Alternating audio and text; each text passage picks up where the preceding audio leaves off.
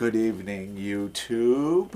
Paisanos Music and Rock Talk. Coming at you. Genevieve, ladies and gentlemen. Why am I here?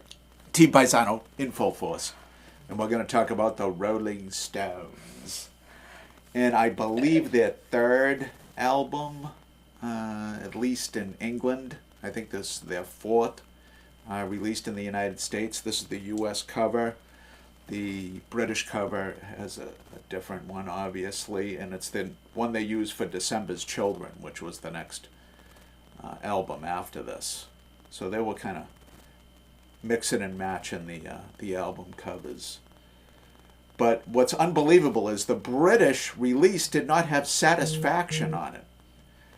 By far their best song up to that point, and quite possibly one of the greatest of their career, which is still carrying on to this day. That was released as a single after the album, where it was included on the American release. I always found that very unusual. It ended up being a number one, obviously, on both sides of the Atlantic. But it's just crazy that the Americans released it on the album, but the British didn't. There's some covers on this. Marvin Gaye, Mercy Mercy. Hitchhike is a cover. Good Times is a Sam Cooke song. I'm All Right. I don't know who did that one. Cry to Me. It's like a Don Covey song or something like that. One More Try. Spider and the Fly. There's a couple of originals on here. The Last Time. Play with Fire.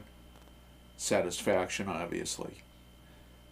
Good ones to have under your belt for a young band who was not yet conquering the rock world and becoming the greatest rock and roll band in the world, which they probably achieved in 1969. And they went on a huge run of great albums between 68 and 72, starting with Beggar's Banquet and ending with, what's the name of that one? I reviewed it on the channel. Exile on Main Street. Exile on Main Street. But arguably the greatest 5 or 6 album run in the history of rock.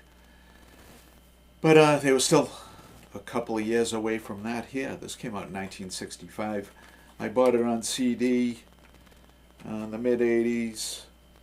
The CD's in good shape, but the case is cracked. There's a big crack running through it. I probably dropped it. Pretty likely. But at least there's minimal information in these CDs, not like albums. There's some notes here. It's pretty cool. More than you get in most CDs, especially 40 years ago. You weren't expecting much. Anything you got was like a gift. It's nice.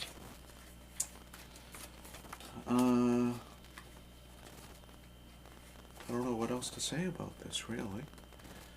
I mean, it was a band on the way up. I mean, they were establishing themselves as a force to be reckoned with. You know? Them and the Beatles absolutely dominated the late 60s. Mid to late 60s. All right, what are we going to do next week? The uncertainty of it all is devastating. But before we even consider that, let's talk about subscriptions. No, I can't have this on my mind today. If you're new to the channel, welcome. We talk about all of the above. Rock and roll here.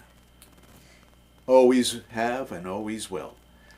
And if you're not yet subscribed, what can I tell you? Just get out. Yeah, whatever. Stop leeching. All right, let's get back to next week. No, all right? We gotta go on about the leeching, the unnecessary leeching. It's leeching. all right. That's an old story.